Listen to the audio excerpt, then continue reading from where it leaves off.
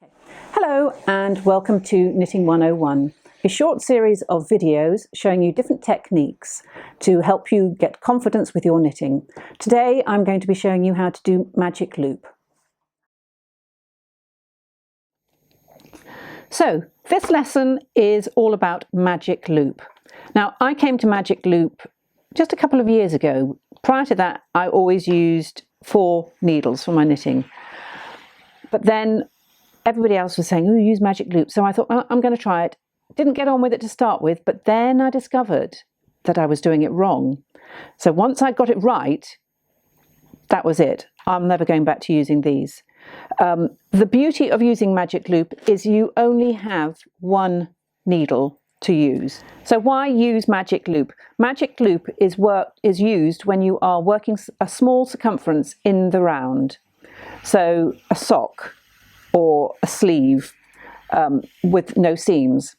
So prior to using the magic loop, you use 4 needles. My problem with 4 needles was I was always pulling out the wrong needle. And generally, if you're using knitting a sock, you're using a fine yarn. So picking up the stitches when you've pulled out the needle it takes a long time. So working with the magic loop, you've just got the 1 needle. So working with the 1 loop, all the stitches are on here, so you're not going to pull out the wrong needle. Now the technique for doing magic loop is that you have half the stitches on the front cable and half on the back of the cable. So the beauty of this is when you're knitting a complicated sock pattern like this one, for example, which has the same pattern on front and back, if you've got 4 needles, one of the needles might come up in the middle of the pattern, which makes it quite hard to work. So by having just 2 needles, you've got the front and the back, so you can work your pattern beautifully on just that.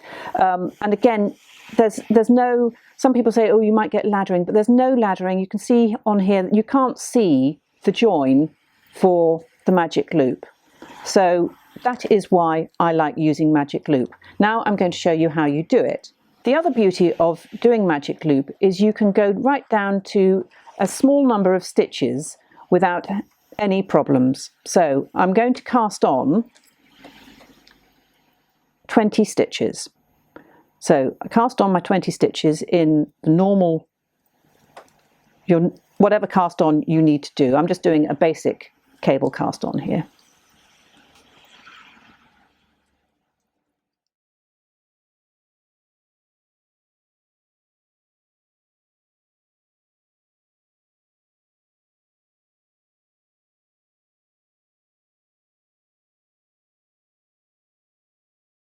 Right, so I've cast on 20 stitches on 1 needle. Now I'm going to pull it into the middle of the cable and count 10 stitches. 2, 4, 6, 8, 10. Then I'm going to bend it in half and pull the magic loop. So, right, I've got the magic loop, you see. Now, this is what we call, the little phrase I heard on somebody showing how to do this on the internet, the crocodile teeth. Because if you hold it like that, you've got the loop there, the middle of the stitches is facing the end of the loop, and the 2 ends are facing the needles. So when you're joining to work in the round, you have to be careful that your stitches are not twisted. So this little crocodile teeth, because you see they do look like crocodile teeth, is what we look for. So all the bottom of the cast on edge is in the middle. Now you're going to be working with the back needle at all times. So make sure that the yarn is over the top of the back needle. You pull the back needle and you push the front needle so that the stitches are on the end of the front needle, at the tip of the front needle. So they are in the working position. The back stitches are now held on the cord. The yarn over the top of the cord. This is just so that it doesn't get caught up underneath when you're working. So then you start knitting. So you knit, I'm just going to do a rib here. So knit 1, purl 1 across 10 stitches. Just do it quickly.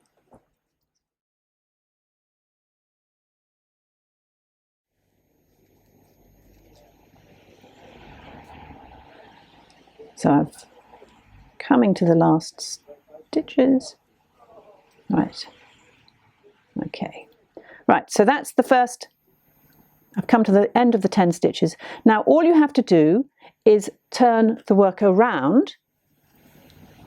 So that row that you've just done is now at the back of the work. And again, put the yarn, always make sure you put the yarn over the top of the needle. Pull that needle out just a little bit and then pull the front needle back into the working position. I'll do this twice to show you 2 rows so you can see how it's going to happen. So those stitches are now in the working position and the back stitches are now on the cable. So again, pull up the yarn so it's quite snug, put it over the top, pull out the needle and pick up your yarn and work across. When you work the first stitch, pull the yarn quite tight so that it doesn't create the ladder that sometimes happens when you're working in the round. So knit 1, purl 1. Another good thing about working magic loop is you will always know where the beginning of the round is because the tail end is always in the same place.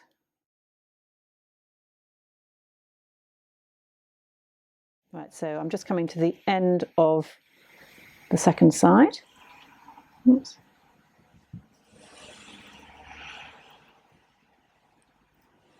And pull the needle out, turn the work around, put the yarn over,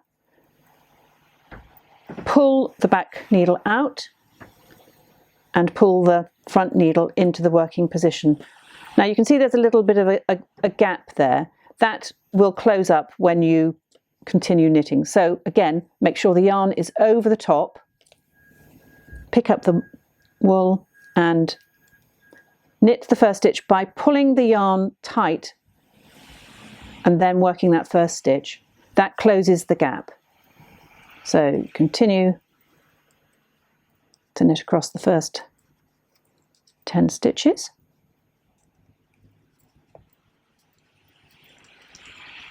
You'll get into a rhythm of pulling the cables through.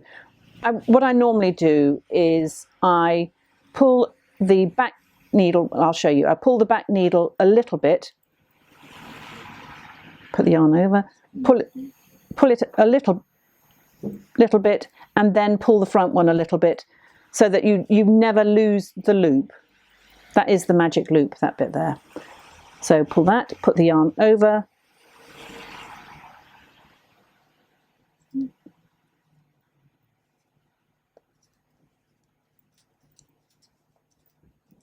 so knit along to the end of this. So that's 2 rounds worked.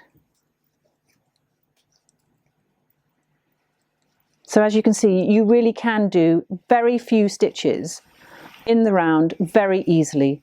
There's no fussing around with lots of different needles. So just turn it round, pull, pull, and there you go. That is all there is to magic loop. It's not magic, it's just very convenient. So practice, and practice, as I say at the beginning, the first stitch, always make sure that you pull it tight because that does avoid having any ladders on the sides where the needles join. So there you go. Enjoy and keep magic looping. So that's how you do magic loop. Now, I suggest you just go away and keep practicing. Don't forget, yarn over the top of the needle at the end of the row. Thank you for watching and happy knitting.